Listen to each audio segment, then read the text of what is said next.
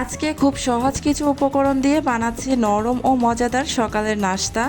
দেখতে যেমন সুন্দর, খেতেও কিন্তু তেমনই সুস্বাদু। চলুন দেখে নেই কীভাবে খুব সহজে এই মজার নাস্তা তৈরি করা যায়। প্রথমেই একটি বাটির মধ্যে আমি নিয়ে নিয়েছি 1 কাপ পরিমাণ তালের রস। আর এবার এই তালের রসের মধ্যে দিয়ে দিলাম মেজারমেন্ট কাপে মেপে 1 কাপ পরিমাণ আটা আর 1/3 কাপ পরিমাণ দুধ। স্বাদ অনুযায়ী লবণ দিয়ে দিলাম।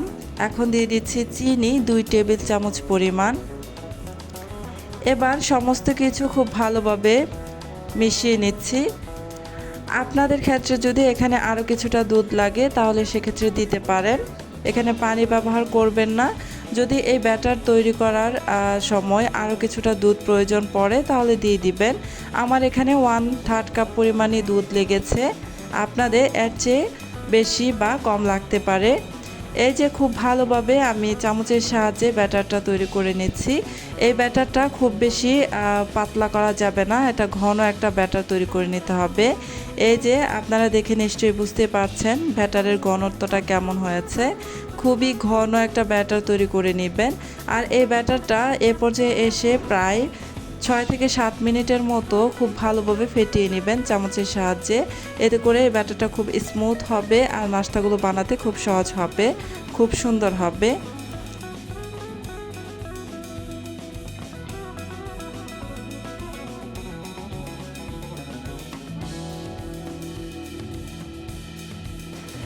ব্যাটারটা ভালোভাবে আমি ফেটিয়ে নিয়েছি। এবার এখানে দিয়ে দিলাম 1/2 চা চামচ পরিমাণ বেকিং পাউডার।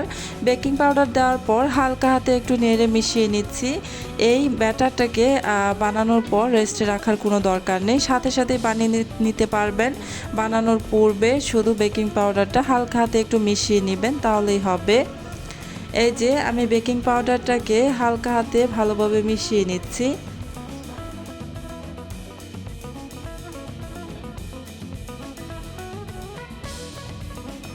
চুলায় একটা প্যান বসিয়ে দিয়েছি। এখানে আমি প্রায় 1 চামচের মতো সয়াবিন তেল দিয়ে দিলাম।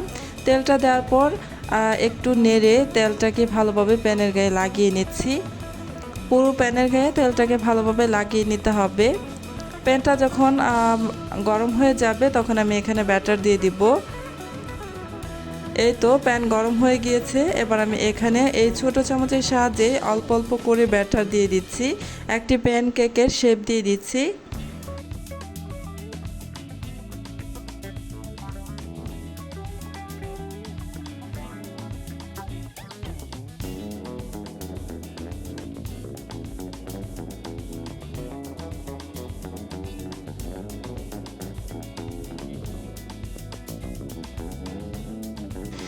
এবার ঢাকনা দিয়ে ঢেকে এক এক পাশ 1.5 মিনিট করে আমি রাখবো। চুলার আঁচ মিডিয়াম টু লো আঁচের মাঝামাঝিতে রেখে এই নাস্তাটাকে বানিয়ে নিতে হবে।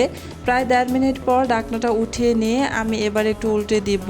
খুব বেশি সময় পর যদি উল্টাতে চান তাহলে কিন্তু পিছন সাইডটা একদম পুড়ে যেতে পারে।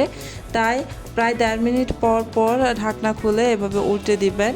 1.5 মিনিট পর ঢাকনা খুলে উল্টে দিয়ে আমি আবারও ঢাকনা দিয়ে ঢেকে দিলাম আরও 1.5 মিনিটের জন্য। ফিরে আসছি আরও 1.5 মিনিট পর। এই যে আরও 1.5 মিনিট পর ফিরে এসেছি। এবার আমি আবারও উল্টে পাল্টে এই নাস্তাটাকে ভেজে নেব। এখন আর ঢাকনা দিয়ে ঢেকে দিব না। এই যে নাস্তাটা আমার ভেজে নেওয়া হয়ে গিয়েছে। সেমভাবে আমি বাকি সবগুলো নাস্তাই বানিয়ে নিয়েছি।